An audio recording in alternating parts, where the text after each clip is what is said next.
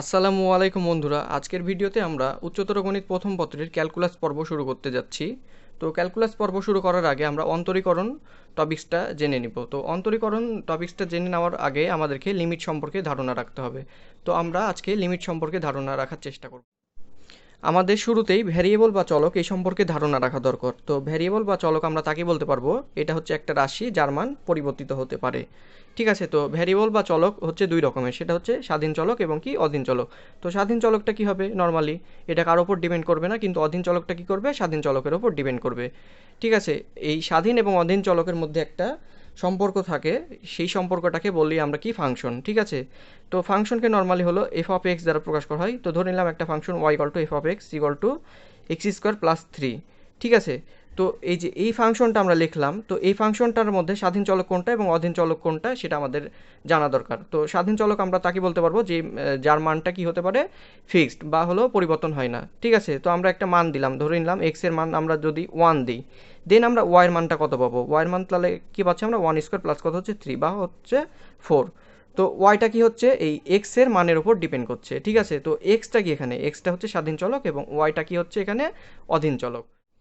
আমরা এখান থেকে ফাংশনের সংজ্ঞাটা বলতে পারি, সেটা হচ্ছে কি এক্স অর্থাৎ স্বাধীন চলকের ভিন্ন ভিন্ন মানের জন্য ওয়াই অর্থাৎ অধীন চলকের ভিন্ন ভিন্ন মান পাচ্ছি। আচ্ছা, আমরা এখন যদি একটা ফাংশন নিয়ে এরকম যে y equal to f of x equal to 2x plus 3। ঠিক আছে, তো এই ফাংশনটার মধ্যে স্বাধীন চলক কোনটা, এক্স, এবং অধীন চলকটা হচ্ছে কি ওয়াই হচ্ছে। তো আমরা যদি স্বাধীন চলকের মান সাপোজ 2 যদি বসাই, দেন আমরা ওয়াই এর মানটা পাবো কত, এখান থেকে 7 পাবো। আচ্ছা, আমরা যদি এখন এক্স এর মান 2 না বসিয়ে 2 এর খুব কাছাকাছি একটা মান বসাই, সাপোজ এক্স ইকুয়াল টু 1.9 যদি বসাই, দেন আমরা এফ অফ এক্স এর মানটা পাবো কত, 6.8, অর্থাৎ প্রায় 7 এর কাছাকাছি একটা মান পাচ্ছি। ঠিক আছে, আবার যদি এক্স এর মানটা আমরা যদি 2 এর খুব কাছাকাছি নিই অর্থাৎ 1.99 নেই, দেন আমরা এফ অফ এক্স এর মান পাবো হলো 6.98, এইটাও প্রায় 7 এর খুব কাছাকাছি হচ্ছে। আবার যদি আমরা এক্স এর মানটা এভাবে নিই 1.999, দেন আমরা এফ অফ এক্স এর মান পাবো 6.998, প্রায় 7 এর খুব কাছাকাছি চলে আসছে। আবার যদি আমরা এক্স এর মানটা এরকম নিই যে 1.9999, দেন আমরা এফ অফ এক্স এর মানটা পাবো আমরা 6.9998, তাহলে দেখা যাচ্ছে কি প্রায় 7 এর খুব কাছাকাছি মান চলে আসছে। ঠিক আছে, তো এখান থেকে আমরা কি বুঝতে পারছি যে এক্স এর মান আমরা যদি 2 এর খুব কাছাকাছি নেই, দেন আমরা এফ অফ এক্স এর মানটা কত পাচ্ছি, 7 এর খুব কাছাকাছি পাচ্ছি। ঠিক আছে, তাহলে আমরা এই ব্যাপারটাকে যদি গ্রাফে প্লট করি, তো গ্রাফে প্লট করলে দেখা যাবে কি এটা হচ্ছে কি একটা সরলরেখা সমীকরণ, অর্থাৎ y equal to m x plus c, এই আকৃতির একটা সমীকরণ। ঠিক আছে, দেন আমরা এটার গ্রাফ কেমন পাবো, এই দিক ছিল এক্স অক্ষ এবং এটা কি হচ্ছে ওয়াই অক্ষ। তো 2x প্লাস 3-র গ্রাফটা পাবো হচ্ছে এই জাস্ট লাইক এই যে এরকম। ঠিক আছে, তো আমরা যদি এখন এক্স এর মান সাপোজ যদি 2 বসাই, দেন আমরা হলো ওয়াই অর্থাৎ এফ অফ এক্স এর মানটা পাবো 7 পাবো। ঠিক আছে, তো আমরা এখানে কি করছিলাম যে এক্স এর মান 2 এর খুব কাছাকাছি নিচ্ছিলাম, অর্থাৎ 1.9 1.99 এভাবে চলতে থাকছিল। ঠিক আছে, তখন আমরা এফ অফ এক্স এর মানটা কত পাচ্ছিলাম, 7 এর খুব কাছাকাছি অর্থাৎ 6.8 6.98 এভাবে চলতে থাকছিল।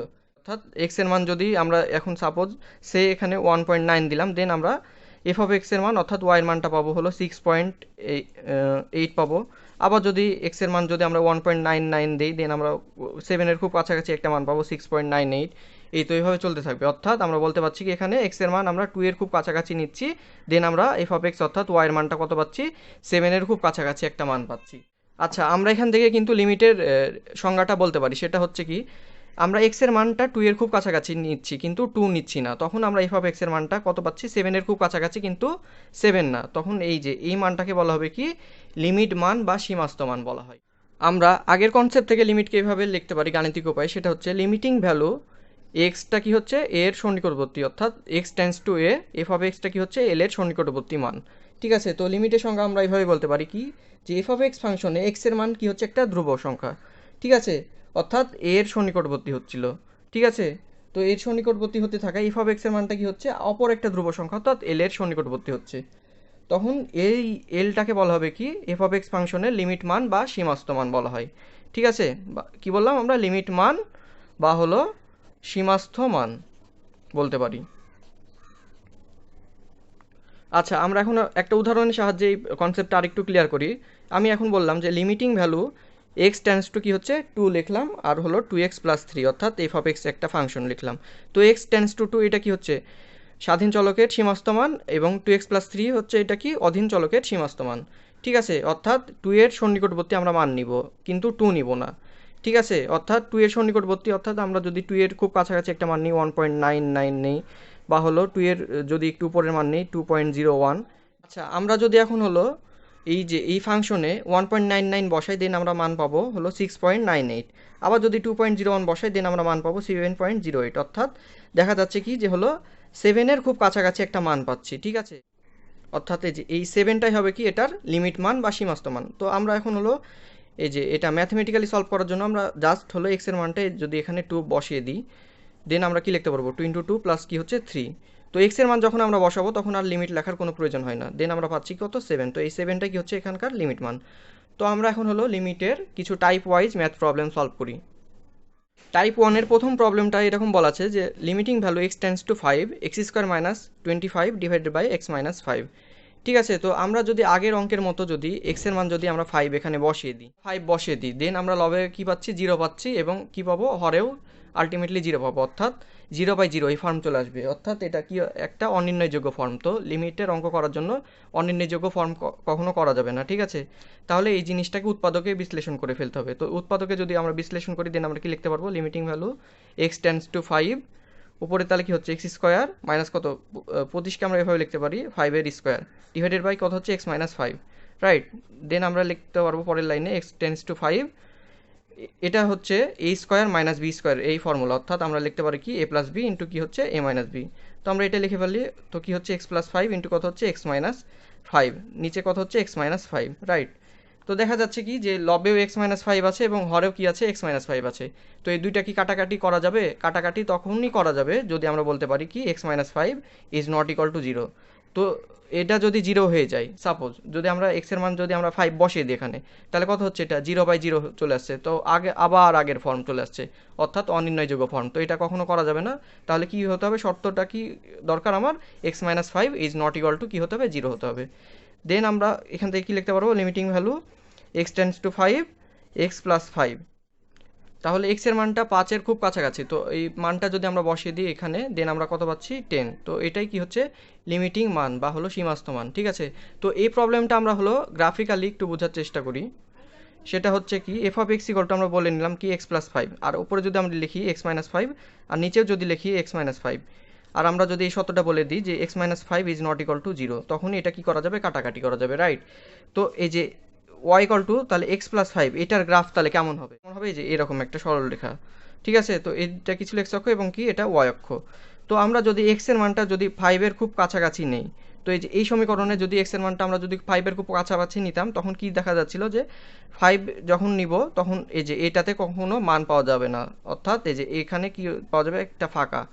ঠিক আছে, এই যে এই বিন্দুতে অর্থাৎ 5 যখন নিব x এর মান তখন হলো y এ আমরা মান পাবো না, অর্থাৎ ফাঁকা বিন্দু পাবো। ঠিক আছে, তো আমরা কি করলাম যে x এর মানটা খুব 5 এর খুব কাছাকাছি, অর্থাৎ 5 এর চেয়ে যদি আমরা খুব বড় একটা মান নিই, অর্থাৎ যদি আমরা 4.9 নেই অথবা 5.1 নেই, দেন আমরা হলো এই যে এটা 10 এর খুব কাছাকাছি একটা মান পাবো।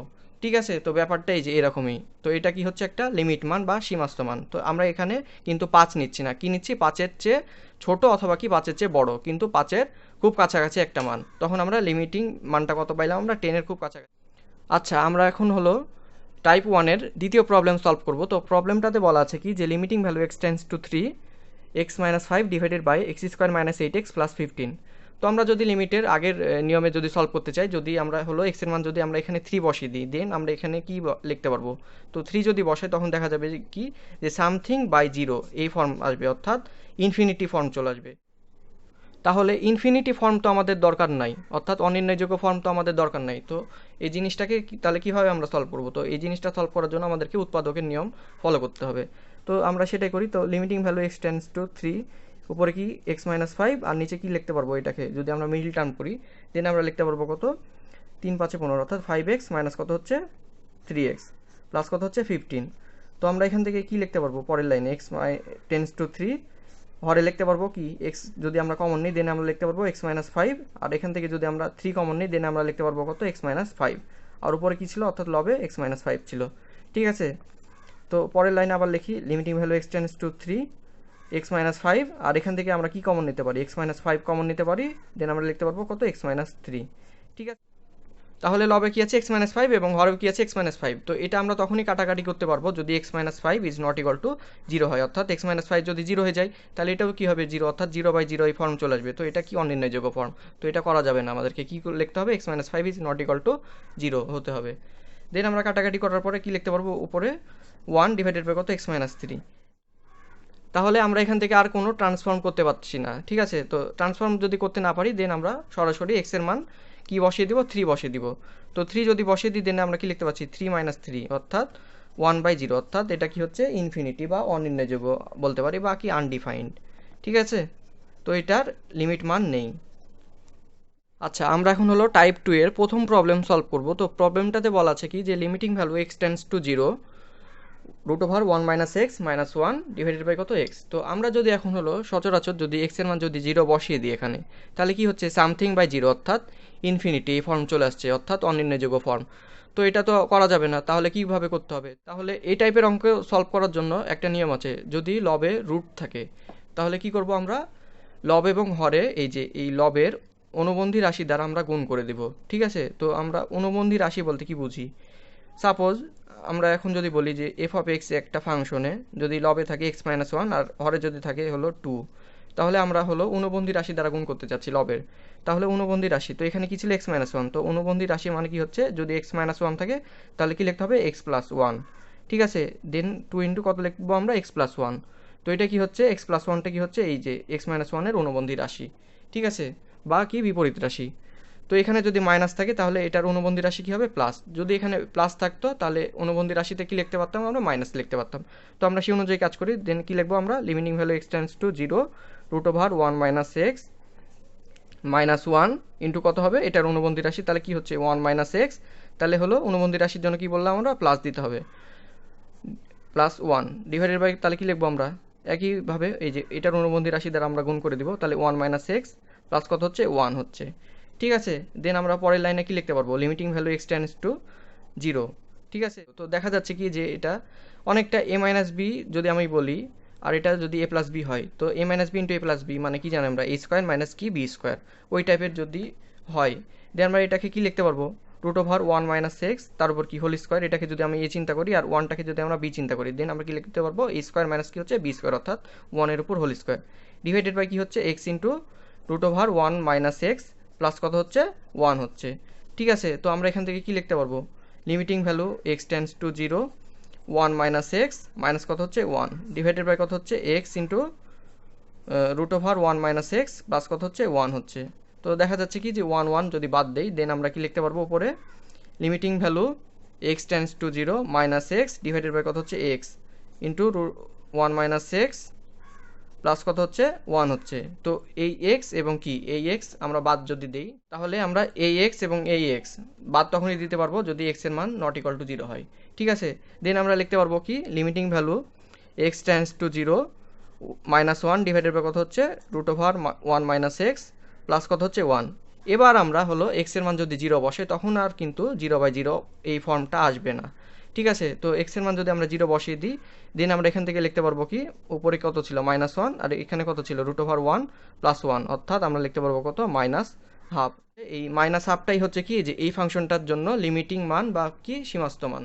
তাহলে টাইপ 2 রিলেটেড একটা প্রবলেম বলা আছে কি যে limiting value x tends to zero root over one plus three x minus one minus four x root ওভারে ডিভাইডেড বাই কত আছে এক্স আছে।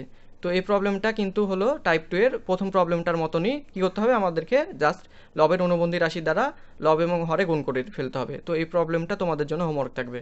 আজকের পর্বের আমরা সর্বশেষ টাইপটা সলভ করে দিব। তো টাইপ 3 প্রথম প্রবলেমটা এরকম বলা আছে কি যে limiting value x tends to infinity two x square plus three x plus one divided by seven x square plus nine x plus three. ঠিক আছে, এখন একটা ব্যাপার লক্ষ্য করা যাচ্ছে কি যে limiting value x tends to infinity দেওয়া আছে, কোনো ধ্রুব সংখ্যা দেওয়া নাই। তো এখন যদি ইনফিনিটি দেওয়া থাকে সেক্ষেত্রে আমরা কীভাবে লিখব, তো ইনফিনিটি মানে আমরা কি জানি, তো ইনফিনিটি মানে আমরা জানি কি সামথিং বাই জিরো। ঠিক আছে, অর্থাৎ এই ইনফিনিটির পরিচয় কি লিখতে পারবো আমরা, সামথিং বাই কি হচ্ছে জিরো হচ্ছে। ঠিক আছে, তো এক্স টেন্ডস টু কি হচ্ছে সামথিং বাই জিরো আমরা লিখতে পাচ্ছি, সামথিং বাই জিরো অর্থাৎ ইনফিনিটি এই মানটা যদি আমরা এখানে বসিয়ে দিই ডাইরেক্ট দেন আমরা কি পাবো, ইনফিনিটি বাই ইনফিনিটি এই ফর্মটা পাবো, অর্থাৎ অনির্ণয়যোগ্য ফর্ম। তো এটা তো আমাদেরকে করা যাবে না, তাহলে কি করতে হবে, অর্থাৎ একটা ধ্রুব সংখ্যা বানিয়ে নিতে হবে। তো ধ্রুব সংখ্যা বানিয়ে নেওয়ার জন্য আমাদেরকে এভাবে লিখতে হবে। তো এক্সটাকে যদি আমরা এভাবে লিখি 1/x, দেন আমরা এটা কি লিখতে পারবো, যদি উল্টিয়ে যায় দেন লিখতে পারবো কত, 1/x টেন্স টু কত হচ্ছে, 0 হচ্ছে। ঠিক আছে, দেন আমরা পরের লাইনে লিখতে পারবো কি, এখানে limiting value 1/x tends to 0, আর এখানে কি হচ্ছে 2x স্কোয়ার প্লাস কত হচ্ছে 3x প্লাস 1 ডিভাইডেড বাই কত হচ্ছে 7x স্কোয়ার প্লাস কত হচ্ছে 9x প্লাস 3। ঠিক আছে, তাহলে এখানে একটা ব্যাপার লক্ষ্য করা যাচ্ছে কি, সেটা হচ্ছে 1/x টেন্স টু 0। তো আমাদেরকে এফ অফ এক্স এই ফাংশনটাকে 1/x এই ফরম্যাটে বানিয়ে নিতে হবে। তাহলে কীভাবে বানিয়ে নিতে পারি, তো দেখা যাচ্ছে কি যে লবের সর্বোচ্চ পাওয়ার কত এক্স স্কোয়ার এবং হরের সর্বোচ্চ পাওয়ার কত এক্স স্কোয়ার। তো আমরা যদি এখন হলো এই সর্বোচ্চ পাওয়ার দ্বারা যদি ভাগ করে দিই লব এবং হরকে, দেন আমরা কি লিখতে পারবো, তো limiting value 1/x tends to 0, তো এখানে কি হচ্ছে এক্স স্কোয়ার যদি ভাগ করে দিই দেন কি হচ্ছে 2 প্লাস কত হচ্ছে এখানে 3x ডিভাইডেড বাই কত হচ্ছে এক্স স্কোয়ার প্লাস কত হচ্ছে 1/x স্কোয়ার, রাইট। এখানে তাহলে কি হচ্ছে 7 প্লাস কত হচ্ছে 9x ডিভাইডেড বাই কত হচ্ছে এক্স স্কোয়ার প্লাস কত হচ্ছে 3 ডিভাইডেড বাই কত হচ্ছে এক্স স্কোয়ার, রাইট। দেন পরের লাইনে আমরা এইভাবে লিখতে পারি, limiting value 1/x tends to 0, 2 plus কত হচ্ছে 3 ডিভাইডেড বাই এক্স প্লাস কত হচ্ছে 1 divided by x square plus কত ডিভাইডেড বাই কত লিখতে পারবো আমরা 7 প্লাস 9 ডিভাইডেড বাই কত এক্স প্লাস কত হচ্ছে 3 ডিভাইডেড বাই এক্স স্কোয়ার। তো এখানে দেখা যাচ্ছে কি যে 3 ইন্টু 1/x, আর এখানে কত হচ্ছে 1/x এর উপর হোল স্কোয়ার। একইভাবে এখানে 9 ইন্টু 1/x প্লাস কত হচ্ছে 3 ইন্টু 1/x এর হোল স্কোয়ার, রাইট। তো আমরা যদি এখন হলো 1/x এর এই মানটা যদি বসিয়ে দিই, দেন আমরা কি লিখতে পারবো, তাহলে কত হচ্ছে 2 প্লাস কত হচ্ছে 3 ইন্টু কত হচ্ছে 0 প্লাস কত হচ্ছে এটাও 0, আর এখানে কত হচ্ছে 7 প্লাস কত হচ্ছে 9 ইন্টু 0 প্লাস কত হচ্ছে 3 ইন্টু 0 হচ্ছে। ঠিক আছে, দেন এই যে এই মানটা কত হচ্ছে, দেন আমরা এখান থেকে লিখতে পারবো কি 2/7। তো এটাই হচ্ছে কি যে এই ফাংশনটার জন্য লিমিট মান বা সীমাস্ত মান। ঠিক আছে, তাহলে আমরা হলো টাইপ 3-র সর্বশেষ ম্যাথটা সলভ করি। তো প্রবলেমটাতে বলা আছে কি যে limiting value x tends to infinity 2x cube plus 5x square plus 7x plus 1 divided by 5x to the power 4 plus 7x plus 1। ঠিক আছে, তো লিমিটিং ভ্যালু কি আছে এখানে x টেন্স টু ইনফিনিটি, তো আমরা আগের অঙ্কের মতো একবারে লিখে ফেলতে পারি এইভাবে, limiting value 1/x tends to 0। তো আমরা কি যেন করেছিলাম যে আগের অঙ্কে 1/x বানানোর জন্য লব এবং হরের যে সর্বোচ্চ পাওয়ার যেটা থাকবে ওইটা দ্বারা কি করবো, আমরা ভাগ করে দিব। ঠিক আছে, তো এখানে দেখা যাচ্ছে কি যে লবে সর্বোচ্চ পাওয়ার কত 3 এবং হরে সর্বোচ্চ পাওয়ার কত 4, সুতরাং আমাদেরকে কি করতে হবে, এটা সর্বোচ্চ পাওয়ার দ্বারা ভাগ করতে হবে, অর্থাৎ x টু দি পাওয়ার 4 দ্বারা ভাগ করতে হবে। তো x টু দি পাওয়ার 4 দ্বারা যদি ভাগ করে দিই দেন কি লিখতে পারবো আমরা, 2x cube divided by x to the power 4 plus কত হচ্ছে 5x স্কোয়ার ডিভাইডেড বাই কত হচ্ছে x to the power 4 plus কত হচ্ছে 7x ডিভাইডেড বাই কত হচ্ছে x to the power 4 plus কত লিখতে পারবো আমরা 1/x টু দি পাওয়ার 4। ঠিক আছে, তো নিচে একইভাবে লিখতে পারবো কত আমরা 5 প্লাস কত হচ্ছে 7x ডিভাইডেড বাই কত x to the power 4 plus কত হচ্ছে 1 ডিভাইডেড বাই কত x টু দি পাওয়ার 4। দেন আমরা লিখতে পারবো কি limiting value 1/x tends to 0, তো উপরে তাহলে কি হচ্ছে 2 বাই কত x প্লাস কত হচ্ছে 5 ডিভাইডেড বাই কত x স্কোয়ার প্লাস লিখতে পারবো কত আমরা 7 ডিভাইডেড বাই কত x কিউব প্লাস কত হচ্ছে 1/x to the power 4, right. আর নিচে তাহলে কি লিখতে পারবো আমরা 5 প্লাস কত হচ্ছে 7 ডিভাইডেড বাই কত x কিউব প্লাস কত হচ্ছে 1 ডিভাইডেড বাই কত x to the power 4, right. তো আমরা এখানে থেকে কি দেখতে পাচ্ছি যে 2 ইন্টু কত 1/x আছে, এখানে কত আছে 5 ইন্টু 1/x এর হোল স্কোয়ার, 7 ইন্টু 1/x এর কত হোল কিউব আছে, আর এখানে কত আছে 1 ইন্টু 1/x এর টু দি পাওয়ার 4 আছে। ঠিক একইভাবে এখানে কত আছে 7 ইন্টু 1/x এর হোল কিউব আর 1 into 1/x to the power 4। ঠিক আছে, দেন আমরা যদি 1/x এর মানটা যদি এখানে বসিয়ে দিই দেন আমরা কি লিখতে পারবো, তাহলে 2 ইন্টু কত হচ্ছে 0 প্লাস কত হচ্ছে 5 ইন্টু 0 প্লাস কত হচ্ছে 7 ইন্টু 0 প্লাস কত হচ্ছে 1 ইন্টু 0, আর নিচে তাহলে কত হচ্ছে 5 প্লাস কত হচ্ছে 7 ইন্টু 0 প্লাস কত হচ্ছে 1 ইন্টু 0।